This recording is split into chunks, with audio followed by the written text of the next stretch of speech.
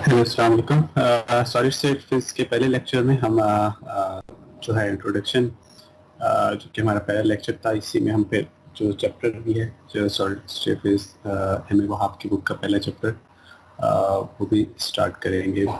तो हम देखते कि फर्स्टली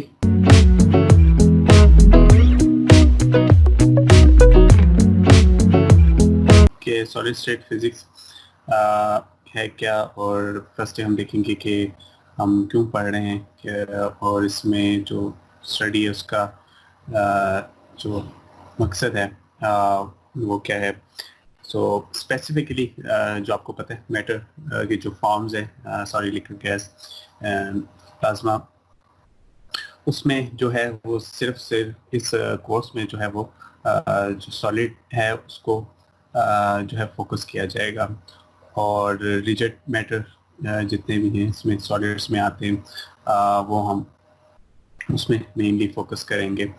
और इसमें जो स्टडी है वो with the help of quantum mechanics जो है उसका थोड़ा बहुत बैकग्राउंड होगा, तो तभी हमें फिर ये फर्दर जो है सॉलिड्स को स्टडी करने में हमें आसानी होगी।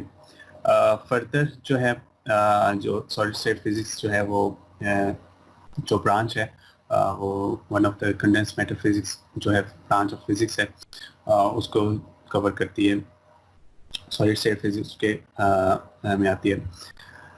और मेनली जो फोकस है वो होंगे क्वाजी पार्टिकल्स। इसमें हमने इलेक्ट्रॉन्स होल्स को स्टडी करेंगे। वो इलेक्ट्रॉन्स एंड होल्स के बारे में तो आपने सुना भी होगा, पढ़ा भी होगा।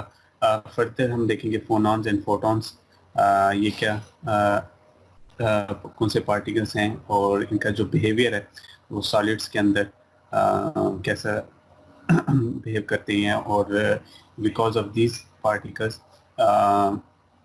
जो सॉलिड की जो प्रॉपर्टीज़ हैं, आइदर वो मैकेनिकल हों, इलेक्ट्रिकल प्रॉपर्टीज़ हों या ऑप्टिकल प्रॉपर्टीज़ हों, वो कैसे वेरी करती हैं। तो बेसिकली इन पार्टिकल्स को इसमें जो सॉलिड्स के विद इन सॉलिड्स हैं वो हम स्टडी करेंगे। और इन सॉलिड्स को स्टडी करने क्यों ज़रूरी है, इनकी ऐसे क्या ज़रूरत पेश आई कि हम सॉलिड्स को है जो है वो स्टडी करें।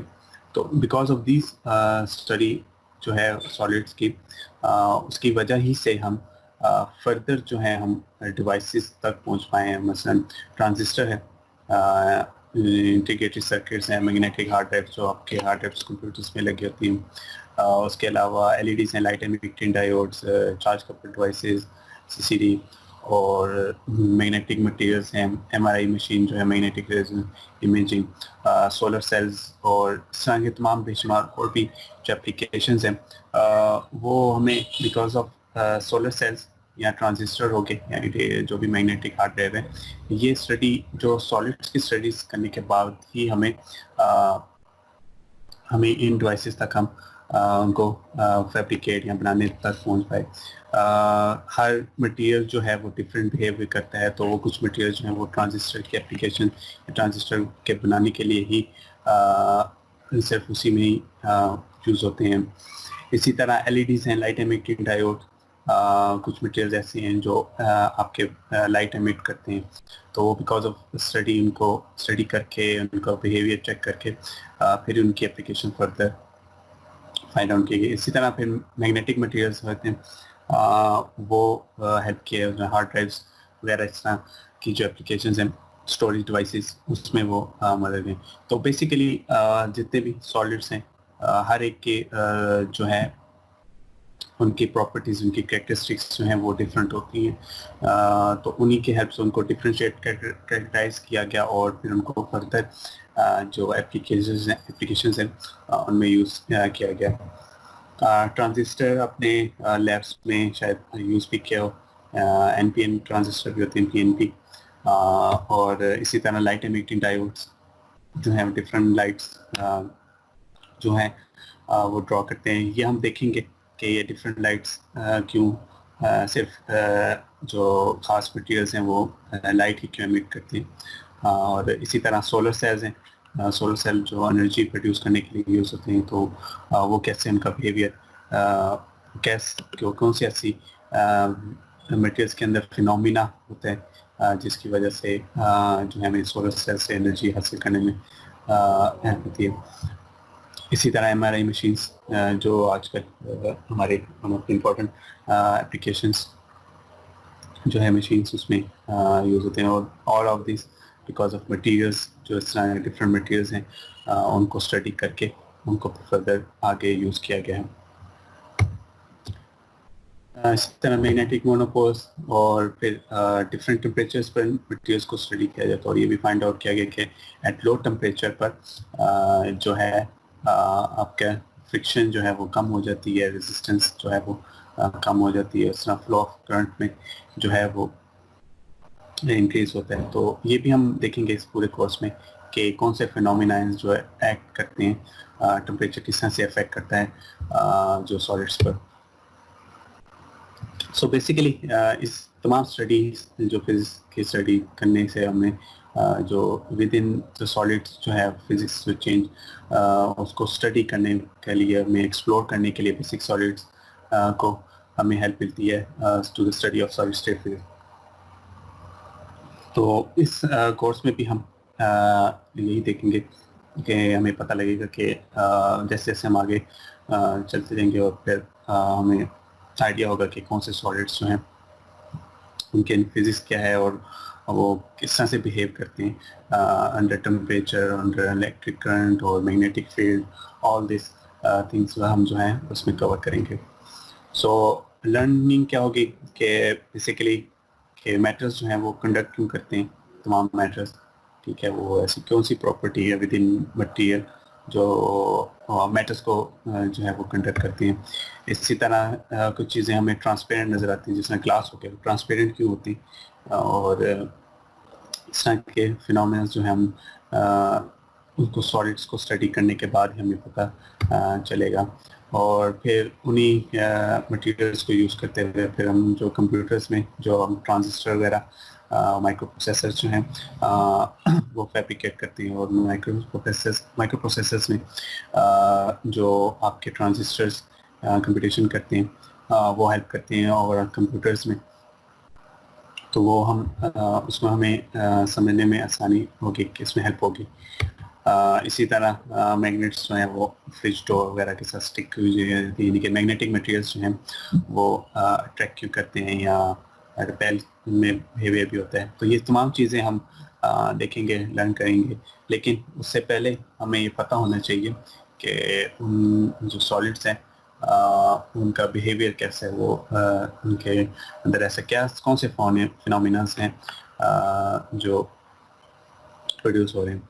तो ये चीज़ हम इस कोर्स में सॉलिड स्टेट फिजिक्स के 1 में भी, और ये कंटिन्यू होगा अंटिल जो सॉलिड स्टेट फिजिक्स 2 का जो है नेक्स्ट सेमेस्टर में भी। तो हमारी कोशिश होगी कि जब तमाम चीज़ों को हम अंडरस्टैंड कर सकें मटेरियल्स को। सो स्टार्ट करते हैं जो पहला चैप्टर हमारा सॉलिड स्टेट फिजिक्स का। तो बेसिकली सॉलिड्स क्या हैं, तो मटेरियल्स हैं बेसिकली, और वो बेस करते हैं कंसिस्ट ऑफ दोज पार्टिकल जिसमें हमें पता है एटम्स भी होते हैं, आयंस भी होते हैं और मॉलिक्यूल्स। इन तमाम की वजह से कंसिस्ट जो है वो मटेरियल्स बेस्ड होते हैं। और नॉर्मली या जो है अपनी फिक्स पोजीशन पे होते हैं within the material, except जो है थर्मल वाइब्रेशन। अभी थर्मल वाइब्रेशन हम देखेंगे आगे जाके कि ये है क्या, जो आइटम्स आइदर वो फिक्स होते हैं या वो अपनी मेन पोजीशन से मूव कर रहे हैं बिकॉज ऑफ थर्मल एनर्जी के। फ्लूइड का हमें पता है कि जिसमें पार्टिकल्स जो होते हैं वो अपनी जो मोशन है उन पे कंटिन्यूसली वो मूव कर देते हैं। तो हमारा मेनली फोकस जो है वो सॉलिड्स पर ही है। अब जो स्टेट्स ऑफ सॉलिड्स हैं वो कंसिडर करते हैं कि उनको बनाया कैसे गया है नेचर में। तो हमें अमॉर्फस और वो हम देखेंगे आगे कीमती फॉर्म्स में होते हैं, लेकिन जो हम लैब में जो बेस पर हम वो प्रोड्यूस करते हैं तो वो किस फॉर्म में होते हैं। तो वो उसमें जो बनाने में है उसमें जो ग्रोथ प्रोसेस है वो बहुत इम्पोर्टेंट है। और growth process I am not sure कि आपने कभी थिन फिल्म्स वगैरह के बारे में पढ़ा है या उनके ग्रोथ प्रोसेस के, अगर नहीं भी पढ़ा है तो हम वो आगे जाके हम उसको डिटेल में चीज़ें देखेंगे। तो वो ग्रोथ प्रोसेस क्या है, वो सोल्यूशन बेस्ड भी हो सकता है या वेपर बेस्ड भी हो सकता है। तो बेसिकली जो वेपर बेस्ड है वो होता ही है कि आप कोई भी मटेरियल जो आप अपने वेपोरेट करवाना है या जिस फिल्म बनानी है जिसकी, तो आप अपना प्रीकर्सर जो कि मटेरियल है वो एक फास्ट टेम्परेचर पे आप उसको जो उसका मेल्टिंग या वेपोरेटिंग टेम्परेचर उस पर ले जाते हैं, और दूसरे एंड पर जो नॉर्मली जो लो टेम्परेचर पे आपने रखा होता है अपने सैंपल, और ये वेपोरेशन होकर फिर आपके जो डिजायर्ड सबस्ट्रेट है उस पर डिपॉजिट होना शुरू हो जाती है। इस तरह से थिन फिल्म्स जो हैं वो आपके ग्रो होती हैं। तो ये जो प्रोसेस है ये बहुत इम्पोर्टेंट है कि आपके जो सॉलिड्स हैं उनकी कैरेक्टरिस्टिक्स में। तो ये भी हम देखेंगे इसको। ये तो आपका सॉलिड बेस हो गया, पेपर बेस। फिर सोल्यूशन बेस भी होता है, उसमें होता है कि आप ड्रॉप्स डाल के एक स्पिनिंग करते हैं उसकी, और एक उसके बाद उसको क्योरिंग करते हैं। क्योरिंग में आपको टेम्परेचर देकर उसको सॉलिड फॉर्म में लेके जाया जाता है। तो इस तरह से थिन फिल्म जो है वो भी आप ग्रोथ कर सकते हैं। तो mainly solution based and growth पे वेपर बेस्ड जो है वो फिल्म्स जो हैं वो बनाई जाती हैं। तो ये बहुत इम्पोर्टेंट है, इनके कैरेक्टरिस्टिक्स चेंज होती हैं इसकी वजह से। और इसमें फिर जो ग्रोथ प्रोसेस है उसमें फर्दर दो प्रोसेस आते हैं, जिसमें स्लो ग्रोथ प्रोसेस आता है और एक फास्ट ग्रोथ प्रोसेस आता है।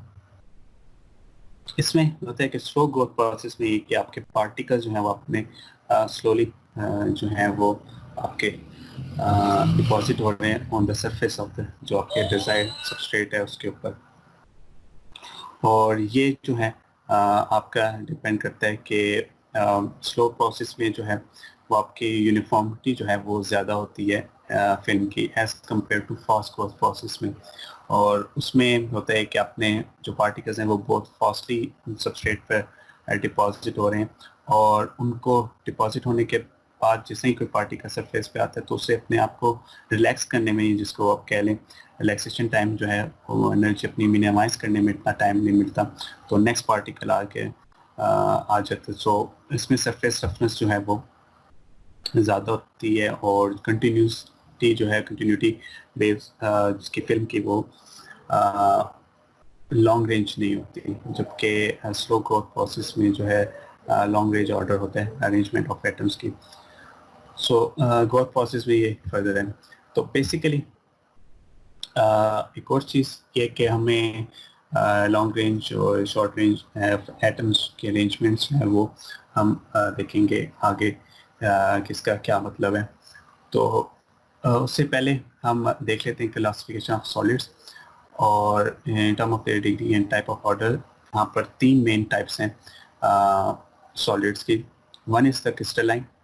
क्रिस्टलाइन का मतलब है कि जो आपके अरेंजमेंट ऑफ एटम्स है वो एक ऑर्गेनाइज उसमें फॉर्म में है, पीरियोडिक फॉर्म में, ठीक है। रैंडमली आपके एटम्स जो हैं वो नहीं प्लेस्ड हुए हुए। सो इनकी जो लेंथ है वो लॉन्ग रेंज आप इसको कहें। सो इस प्योर क्रिस्टलाइन, इसमें किसी किस्म के डिफेक्ट्स वगैरह वो नहीं होते।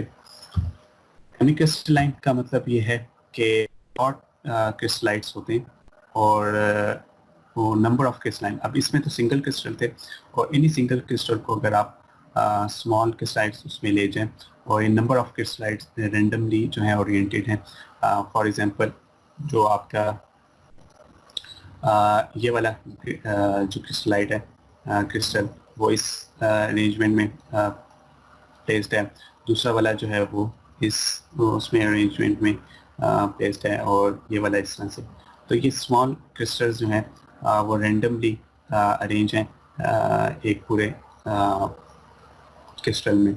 सो these are called semi crystal, और इनके दरमियान जो ये ब्लैक इस तरह से एग्जैक्टली नहीं बनी हुई, तो ये जो बाउंड्रीज हैं ये आपकी कहलाती हैं ग्रीन बाउंड्रीज कहलाती हैं।